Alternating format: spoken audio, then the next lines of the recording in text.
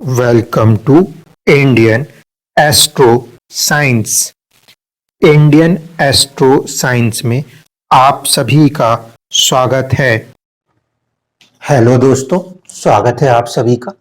आज हम एक कुंडली के ऊपर चर्चा कर रहे हैं। यहाँ पे पहली चीज तो ये कि इसमें बर्थ की डिटेल नहीं दी गई थी, कुछ इंफॉर्मेशन शेयर की गई थी कि शुक्र जो है वो मौजूद है अनुराधा नक्षत्र के अंदर और उसके साथ शनि और बुध बैठे हुए हैं।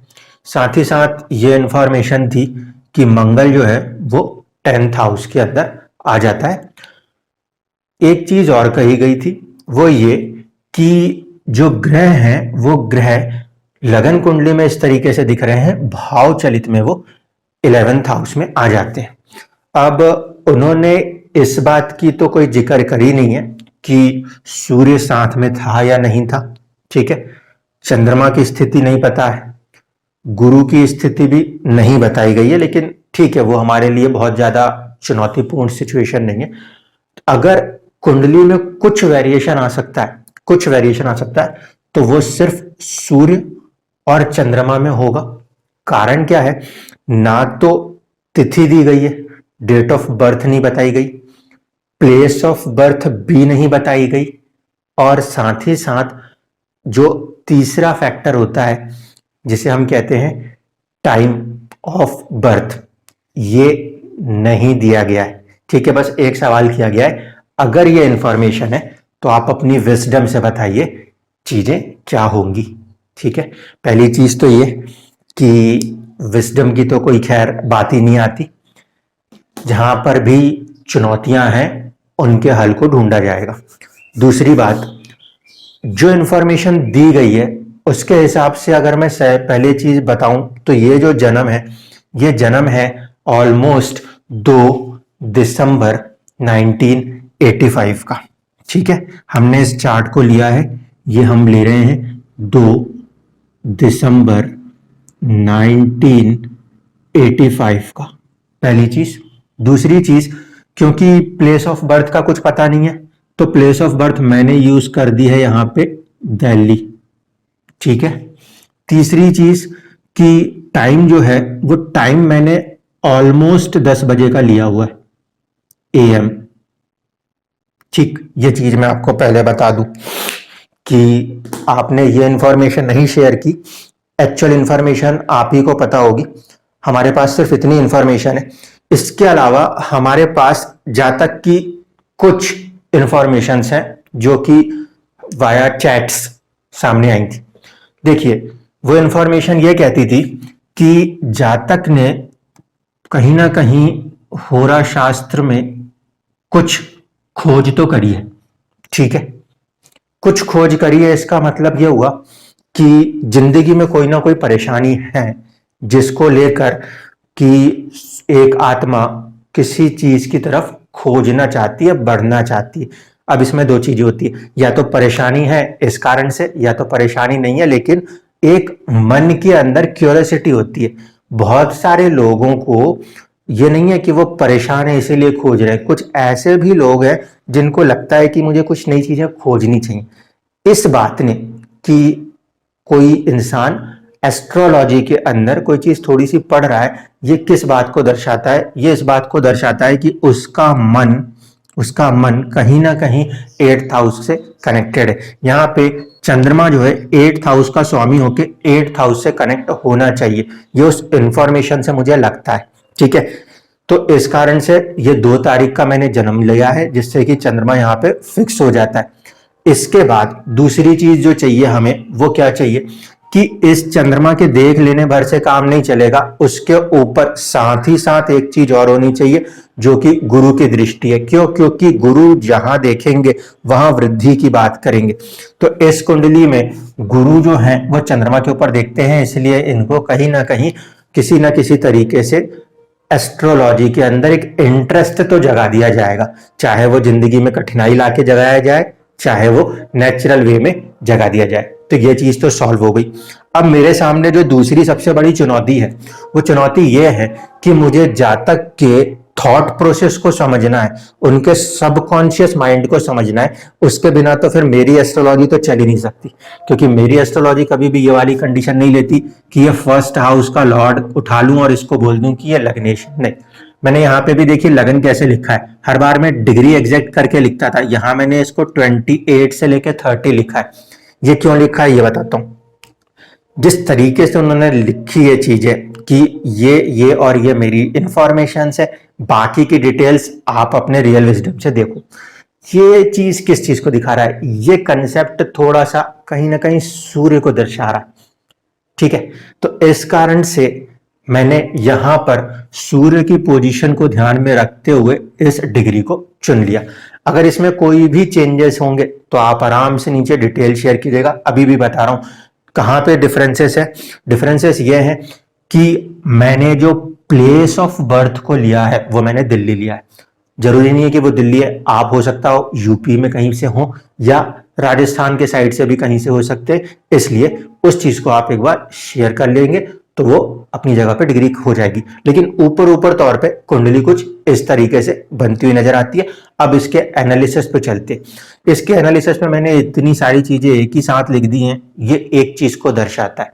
पहली चीज ये कि बहुत ज्यादा ग्रहों का जो समावेश है वो एक ही नक्षत्र से कहीं ना कहीं कनेक्ट हो रहे हैं, और वो नक्षत्र जो है वो शनि का नक्षत्र है, अनुराधा। इसीलिए इस कुंडली के ऊपर सबसे ज्यादा अगर कोई प्रभाव देखने को मिलेगा तो वो रहेगा शनि का सबसे पहले। दूसरी चीज है कि इस कुंडली के अंदर राशि परिवर्तन हुई पड़ी हुई है, इस बुध का परिवर्तन है इस मंगल के साथ, ठीक है। यानी कि मंगल यहां बैठा हुआ भी दिखेगा और बुध को यहां बैठा हुआ भी देखा जा सकता है। यह कंडीशन बनती हुई हमें नजर आती है, ठीक है। और मंगल जो है ये राशि परिवर्तन के कारण ऐसा बैठा होगा जैसे कि ये यहां पे बैठा हुआ, जो कि ऊपरी तौर पे नहीं नजर आता। अब देखिए चीजों को कैसे कनेक्ट करना है, ठीक है। जितने भी लोगों ने मुझे शुरुआत से फॉलो किया है उनके लिए तो ये कुंडली बहुत सिंपल होगी। पहली चीज देख लीजिए कि फर्स्ट हाउस के अंदर आने वाला मिड पॉइंट या तो सूर्य होगा जो मुझे लगता है, और अगर नहीं भी लगता तो फिर इससे हटके कौन होगा, वो होगा शुक्र, क्योंकि यहाँ पे नक्षत्र शुक्र और शुक्र के बाद आता है सूर्य का। मेरे को ज्यादातर जो दिख रहा है वो सूर्य की कंडीशन ही लगती। अब सूर्य हो या शुक्र हो, इस कुंडली के हिसाब से वो किस राशि में बैठे हैं, अपने से 12वें की राशि में बैठे, ठीक है। कोई फर्क नहीं पड़ता कि ये ग्रह आगे बढ़ जाए भाव में, राशि जो है वो कौन सी है, 12th हाउस की एनर्जी को कैरी करने वाली राशि है, ठीक है। उसके अंदर ही बैठे हैं चाहे सूर्य हो चाहे शुक्र हो। इसका मतलब है कि जातक जो है उसे कोई ना कोई चीज परेशान करती रहेगी। मैंने हमेशा कहा जब कभी भी फर्स्ट हाउस का कनेक्शन 12th से होता हो तो 3-4 चीजों को ओपन कर सकते हैं हम। पहली क्या कि आप या तो निकल जाओ विदेश के लिए, दूसरा ये कॉम्बिनेशन तब ठीक है जब आप हॉस्पिटल से जुड़ जाओ, तीसरा ये तब मुमकिन है जब आप कभी किसी जेल से जुड़े हुए काम में कनेक्ट हो जाओ या फिर कोर्ट से जुड़े हुए काम में कनेक्ट हो जाओ,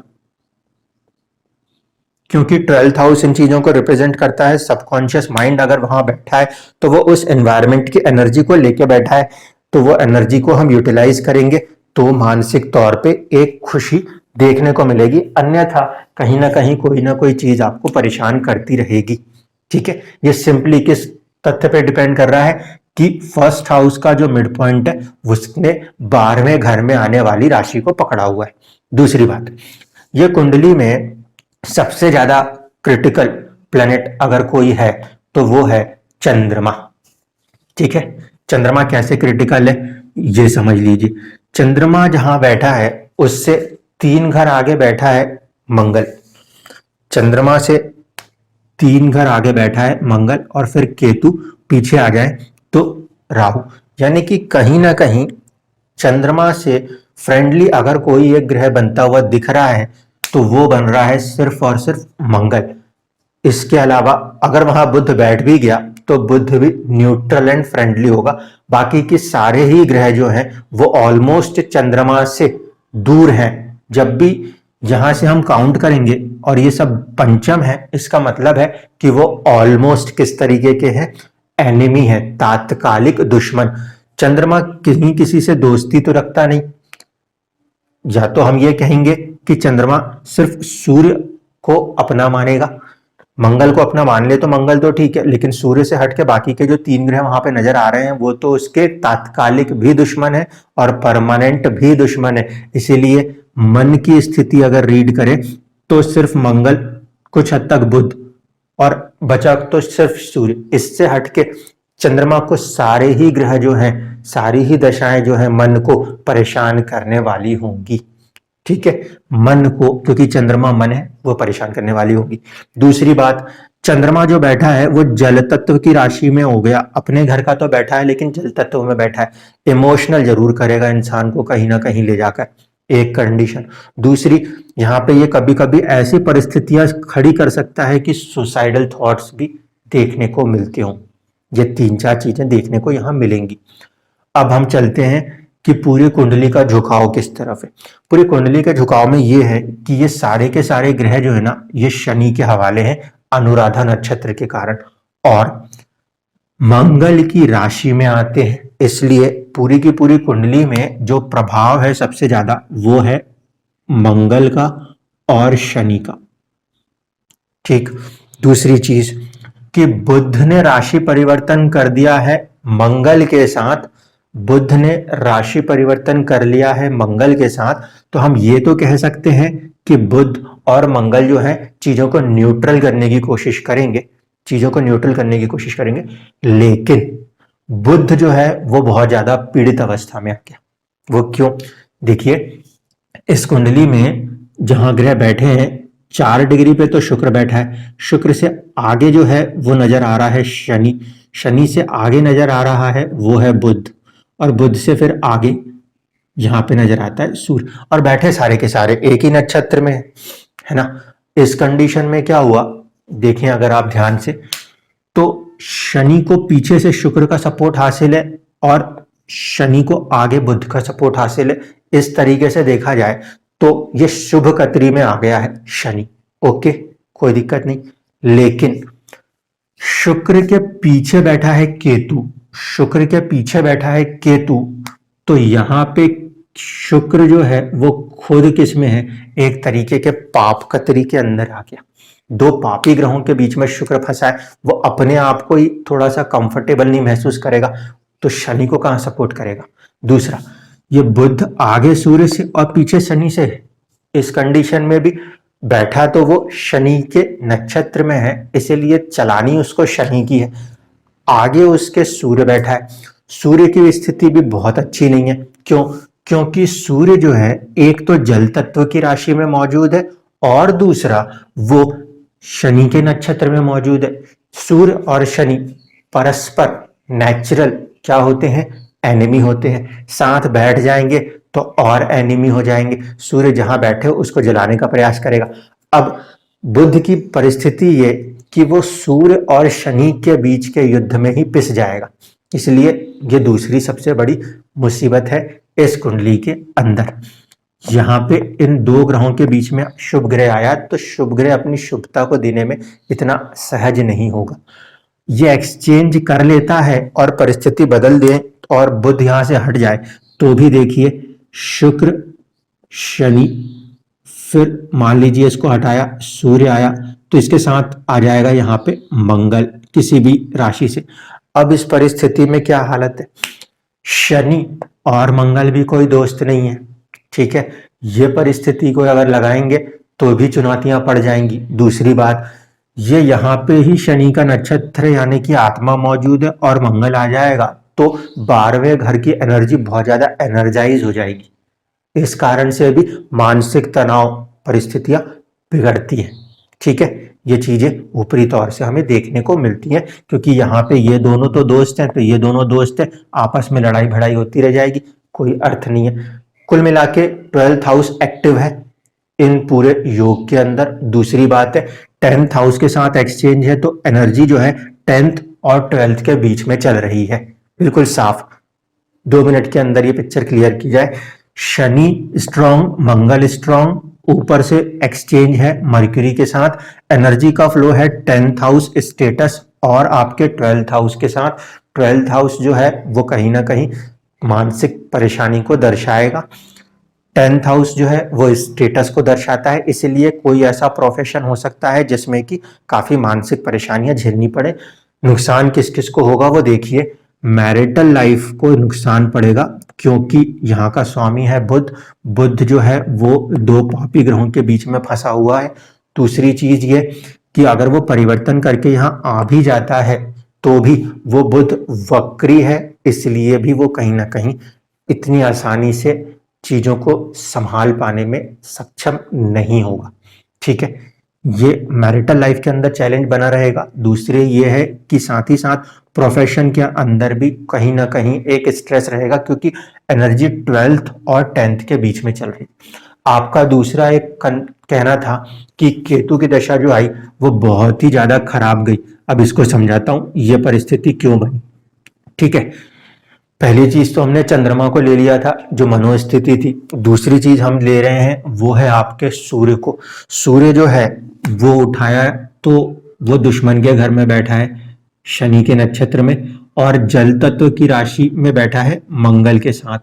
देखिए बहुत सारे ग्रह 8 नंबर की राशि में बैठे हैं। नेचुरली 8 नंबर की राशि 8वें घर में आती है जो कि बहुत ही डेप्थ खोज को दर्शाती है। इसीलिए आप एस्ट्रोलॉजी के अंदर अपने आप को खोजना चाह रहे हैं, अपनी मानसिक खुशी को खोजना चाह रहे हैं, ये चीजें तो क्लियर कट थी। लेकिन सूर्य अगर आपका सबकॉन्शियस माइंड है और वो इस तरीके से अवस्था में बैठा हुआ है तो वो कहीं ना कहीं बेचैन है, कहीं ना कहीं वो परेशान है।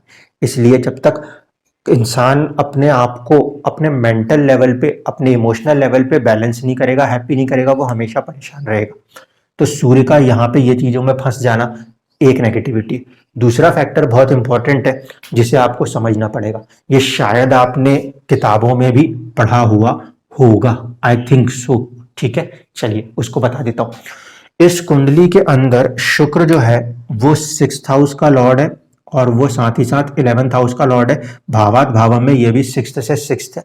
लेकिन किसी भी कुंडली में 6th हाउस का लॉर्ड जो है, 6th लॉर्ड, ये अपने साथ कहीं ना कहीं एक फैक्टर कैरी करता है जिसे हम कहते थे भाग्य का एक कर्म है। यहां से 10th भाग्य का कर्म।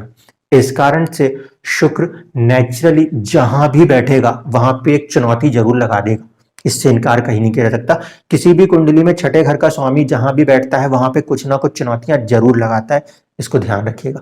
शुक्र यहाँ का स्वामी होके 12th में बैठ जाए तो 12th में बैठा हुआ शुक्र खराब नहीं है, लेकिन परेशानी ये होगी कि शुक्र 6th हाउस का लॉर्ड है और अगर वो 12th में गया, 12th में जाके वो दूसरे ग्रहों से जुड़ा, वो उनको भी परेशान कर देगा क्योंकि वो नेचुरली संघर्ष के घर के लॉर्ड बन चुके हैं। ठीक है, दूसरी बात, बहुत सारे ग्रहों की दृष्टि सीधे सीधे 6th हाउस के ऊपर है और सॉफ्टवेयर से जब मैंने इस कुंडली को बनाया है तो यहाँ पर आपका भृगु बिंदु आता है, भृगु बिंदु यहाँ आता है। तो मेरे को सबसे पहले आपसे ये पूछना चाहिए क्या हेल्थ इज ओके है, क्योंकि ये परिस्थिति के हिसाब से हेल्थ के ऊपर सबसे ज्यादा एक रिस्क फैक्टर आता है। दूसरा परेशानी कहाँ आ सकती है, या तो दुश्मनों से आएगी। तीसरी परेशानी सर्विस के अंदर काफी परेशानी आएगी क्योंकि ये बहुत छठा घर है। ठीक है, तो ये 3 चीजें होती हैं। जैसे इंदिरा गांधी जी की कुंडली में यहाँ पे भृगु बिंदु था तो वहां पे तो वो कॉम्पिटिशन्स में लगी रहती थी, उनके शत्रु थे। किसी और मित्र के में है तो उनकी तबीयत खराब रहती है। इसीलिए मैं आपसे कह रहा हूँ कि यहाँ पे ये है और इतने सारे ग्रहों का यहाँ पे देखना, ये 2 इंडिकेशन है। कॉम्पिटिशन्स के लिए हम कह सकते हैं कि ठीक है बहुत सारे ग्रहों का सपोर्ट है, लेकिन हेल्थ के लिए सिचुएशन बहुत अच्छी नहीं कही जा सकती। दूसरी बात कि शुक्र तो शुक्र गया, कोई बात नहीं। कार्मिक डेब्ट का प्लेनेट था केतु, वो भी जहां बैठा वो शुक्र की राशि है। इस कारण से शुक्र जो है उसके ऊपर पृथकतावादी प्रभाव है केतु का, इस बात को इनकार नहीं किया जा सकता। एक सर्टेन अमाउंट ऑफ कार्मिक डेब्ट है, उसको केतु दर्शाता है और ये मूवमेंट लेके चल रहा है। केतु यहाँ पे इस तरीके से बैठा है, पहली दृष्टि से मुझे ऐसा लगता है कि मैं आपको ये बोलूं कि शायद आपको बिजनेस की तरफ कुछ जाना चाहिए, लेकिन क्योंकि लाभ का स्वामी पूरी तरीके से 12th और 6th को दर्शाता है तो ये कर्ज और इन चीजों में फंसा देगा। दूसरी एक जो पोजीशन दिख रही है वो है शनि और मंगल के कारण शायद आप यूनिफॉर्म सेना के कुछ कामों से जुड़े हुए हो सकते हैं शनि मंगल के कारण। और बुध और मंगल के कारण भी। वैसे तो यहाँ पे 6 नंबर की राशि है जो नेचुरली फाइटिंग कैपेसिटी देती है। दूसरी चीज है ये अकाउंटिंग या ऐसी बारीकियों से दूसरों की गलतियां निकालना, ऐसे कामों के अंदर भी ऐसी काफी अच्छी राशि मानी जाती है 6 नंबर की। तो अकाउंटिंग के काम भी अच्छे हैं और सेना से जुड़े हुए काम के लिए कुंडली अच्छी है क्योंकि इसमें स्ट्रेस बहुत है। लेकिन जो केतु है और शुक्र है उसी से आपको पूरी चीजों को देखना है। आपका एक्चुअल सवाल ये था कि शुक्र की दशा कैसी जाएगी। केतु की दशा को आपने बता दिया था कि बहुत ही खराब गई है। मैं आपको इसका कारण का जवाब दे देता हूं कि केतु की दशा खराब क्यों गई है। आपको ऐसा लगेगा पढ़ते समय कि ये सारे ग्रह जो है ये केतु से सेकंड हाउस में बैठे हैं, परंतु एक बात को ध्यान रखिएगा कि केतु जो है वो रेट्रोग्रेड होके चलता है, यानी कि वो इस तरफ की ओर चल रहा है और हम इस तरफ से गिनती गिनने की कोशिश करें। हम यहां से सेकंड गिन रहे हैं, लेकिन केतु के लिए ये सेकंड नहीं है, केतु के लिए 12th हाउस है। केतु इस तरफ की ओर मूव कर रहा है, सामने ये है उसके। इस कारण से ज्यादातर ग्रह जो है केतु की दशा के अंदर उससे 12वें मौजूद थे। द्विद्वादश का योग था, जिस कारण से केतु सबसे ज्यादा परेशान करता। किन किन चीजों पे परेशानी आ सकती है? मैरिज अगर हो चुकी है तो मैरिटल लाइफ में बहुत ज्यादा परेशानियां खड़ी हो सकती है क्योंकि इसका स्वामी गया हो यहाँ पे और बहुत ज्यादा पिस गया है ग्रहों के साथ। दूसरा, चाइल्ड अगर होता है तो चाइल्ड के साथ एक चुनौती खड़ी हो सकती है क्योंकि सूर्य से देखा जाएगा तो राहु जो है वो उस कोण में आएगा जहां पे निवृत्ति का वास है। अचानक से अनसर्टेनली कोई ना कोई चीज परेशान कर सकती है। ये चीज आपको एजुकेशन में भी परेशान कर सकती है। राहु है, बिल्कुल अनसर्टेनिटी है, कुछ भी पता नहीं, सब कुछ सही चल रहा था, अचानक सब खराब हुआ। दूसरा ये फैक्टर ऐसा हो सकता है कि ये इसकी दृष्टि प्लस मंगल की दृष्टि संतान हानि करा दी। ठीक है, इसलिए केतु की दशा ये सारी चीजें कराने में सक्षम थी। नवमांश में केतु जो है वो उठे तो उठ के चले गए कहाँ पे? तृतीय भाव में। राहु उठे भी तो चले गए कहाँ पर? 5 नंबर की राशि पकड़ ली उन्होंने, नवम भाव में। इस कारण से राहु और ज्यादा नेगेटिव फल देने में सक्षम हो सकते हैं क्योंकि राहु सूर्य की राशि में है, बहुत अच्छे कंफर्टेबल नहीं है। किस्मत में ये राहु कहीं ना कहीं परेशानी का कारण बन सकता था, इसीलिए केतु की दशाओं ने परेशान कर दिया। अब आखिरी है सवाल, शुक्र की दशा कैसी जाएगी? शुक्र की दशा बहुत अच्छी भी नहीं जाएगी, बहुत बुरी भी नहीं जाएगी। इसका कारण समझते हुए चलिए कि शुक्र जो लगन कुंडली में बैठा है वो 12वें घर में दिख रहा है। आप खुद देख रहे हो कि वो 12वें से उठ के 11वें में आ जाएगा, वहां तक तो ठीक है। लेकिन शुक्र के साथ जितने भी ग्रह विराजमान है वो तात्कालिक रूप से उसके शत्रु हैं। ठीक है, उसमें भी जो आपका थॉट प्रोसेस है सूर्य और शुक्र के बीच में घूम रहा है, वो कहीं ना कहीं एक दूसरे से पूरी तरीके से टकराव की स्थिति में, क्योंकि तात्कालिक भी शत्रु हैं और जन्मकालिक कुंडली में तात्कालिक होता है प्लस नेचुरली वो एनिमी होते हैं। यहां पर सूर्य इन सभी से दुश्मन ही हो चला है, इस बात को मानिए। इस कारण से शुक्र की दशा भी मानसिक परेशानियों को पूरी तरीके से हरने वाली नहीं होगी। इस कुंडली में कुछ ढंग की दशा अगर मुझे नजर आती है तो मेरे हिसाब से शनि में तो आपने जन्म लिया, जो बुध की दशा आपके ऊपर चली वो बुध की दशा थोड़ी सी ठीक थी। वो बुध की दशा इसलिए ठीक थी क्योंकि बुध जो है वो सूर्य का भी दोस्त हो जाएगा तो न्यूट्रल है, लेकिन इससे हटके सूर्य के बाकी सारे जो ग्रह हैं वो ऑलमोस्ट दुश्मन है, इसलिए मोस्ट ऑफ द दशा जो है वो चुनौतीपूर्ण होगी। रिजल्ट्स करने में देखें तो शुक्र को 6th हाउस सर्विस और बीमारी के रिजल्ट्स करने हैं, शुक्र को 12th हाउस मानसिक परेशानियों के भी रिजल्ट्स करने हैं, साथ ही साथ शुक्र को लाभ के भी रिजल्ट्स करने हैं। इसीलिए लाभ के पॉइंट पे तो कुछ लाभ होगा, ऐसा नहीं है कि नहीं हो, लेकिन नुकसान भी हो सकता है। 12th की एनर्जी उस राशि की एनर्जी को लेकर चल रहा है। साथ ही साथ इस बात को ध्यान रखिए, इसके नक्षत्र आते हैं 1st हाउस के अंदर, लेकिन वो वहां का मिड पॉइंट नहीं है। इसका नक्षत्र आता है आपके 6th हाउस के अंदर, सॉरी इसका नक्षत्र आता है 1st के बाद 5th हाउस के अंदर, नॉट 6th, 5th हाउस के अंदर। ठीक है, और इसके बाद इसका एक नक्षत्र आता है आपके 9th हाउस के अंदर। हाउस के मिड पॉइंट्स के ऊपर शुक्र ने कोई डायरेक्ट इम्पैक्ट तो नहीं किया हुआ कि हम उस हाउसेस को बहुत ज्यादा देखें, लेकिन हाँ क्योंकि उसके नक्षत्र वहां पर आते हैं वो एनर्जाइज जरूर होंगे। उसका एनर्जाइज होने के कारण आपको थोड़ा सा सपोर्ट इन घरों का भी मिलता हुआ नजर आएगा। दशा को जो लगाया जाता है उस सिस्टम से भी लगा के आखिरी में चीजों को दिखा दूं। सूर्य के साथ शुक्र का कॉम्बिनेशन है, एक ही साथ बैठे हैं ये कॉम्बिनेशन के हिसाब से देखें तो ये दुश्मन है एक दूसरे के, आत्मा के लेवल पे ये दशा बहुत अच्छी नहीं कही जा सकती। चंद्रमा से ये पंचम बैठा है, इसीलिए पॉजिटिव भी कहा जा सकता है, इवन दो कि they are in enemy position, but still पांचवा है। इस कारण से मन के लिए ये दशा थोड़ी सी ठीक रहने वाली है। लगन कुंडली में देख रहे हैं तो 12th बैठा है, लगन के पॉइंट से अगर हम देख रहे हैं तो यहाँ पे शुक्र का 12th हो जाना कोई इतना बुरा नहीं माना जाता, वहां पे वो अच्छा है। ओवरऑल अगर मैं कहूं तो दशा इन दो परिस्थिति से फिर भी ठीक ठाक रहेगी, लेकिन जो आपके थॉट प्रोसेस है उस चीज के ऊपर, यानी कि जो मन चाहता है करना वहां तक के लिए थोड़ी सी स्थिति ठीक है, पर परिस्थितियां उतनी आपके फेवरेबल नहीं रहेंगी शुक्र की दशा में। जो आपका एक्चुअल सवाल था कि दशा कैसी जाएगी, तो दशा मिक्स्ड जाएगी। मन के लिए तो ठीक है, लेकिन सूर्य सबकॉन्शियस माइंड वो जितनी चीजों को चाहता है उतने चीजों को वो लेवल पे हासिल नहीं कर पाएगा। अगर आपको ये लग रहा है कि इसमें गुरु नीच राशिस्थ ऐसा कुछ है, वो परेशान कर रहे हैं, तो नहीं, गुरु का नीच राशिस्थ होने वाली बात यहाँ पे परेशानी का कारण नहीं बनेगी। वो शनि के साथ मित्रवत हैं तात्कालिक रूप से। परेशानी का कारण ये बनेगा कि शनि जो अपने नक्षत्र में बैठा है लेकिन सूर्य के साथ बैठा है, वो थोड़ा सा अनकंफर्टेबल है। इस कारण से कहीं ना कहीं शनि अपने आप को असहज महसूस कर रहा है और पूरी की पूरी कुंडली जो है वो खुल के अपना एक पॉजिटिव रिजल्ट नहीं दे पा रही, बहुत ज्यादा उसमें नेगेटिविटी आ रही है। राहु सूर्य से जिस जगह पे बैठा है वो इस तरीके से है जैसे कि सूर्य आत्मा कहीं किसी चीज से श्रापित है। इस कारण से वो जिस सुख को पाना चाहती है वो सुख में उसको कमी देखने को मिलती है। इसमें परेशानियां प्रेम, दूसरा विद्या और तीसरा संतान पक्ष से आती हुई नजर आती है। ये था आपके कुंडली का एनालिसिस। उम्मीद है कि आप प्लेस ऑफ बर्थ को भी शेयर करेंगे तो हम और ज्यादा उसके करीब पहुंच जाएंगे। धन्यवाद।